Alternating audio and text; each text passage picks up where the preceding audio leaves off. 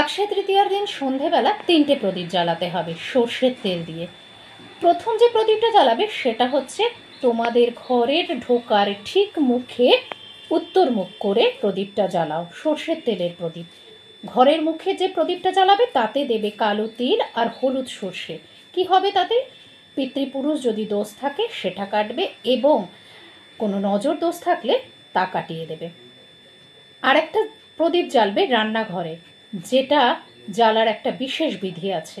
একটা পাত্রে জল রাখবে এবং তার সামনে প্রদীপটা জ্বালাবে। প্রদীপের মধ্যে একটু দারচিনি গুঁড়ো আর একটা এলাচ দেবে। এতে কি হবে? তোমাদের অর্থনৈতিক শ্রীবৃদ্ধি হবে। থার্ড প্রদীপটা জ্বালবে ঠাকুরের সামনে, সেখানে দেবে এলাচ, লবঙ্গ, একটা এলাচ, 3টে ফুলওলা লবঙ্গ। ব্যাস, এতে কি হবে? তোমাদের কর্ম গতি বাড়বে।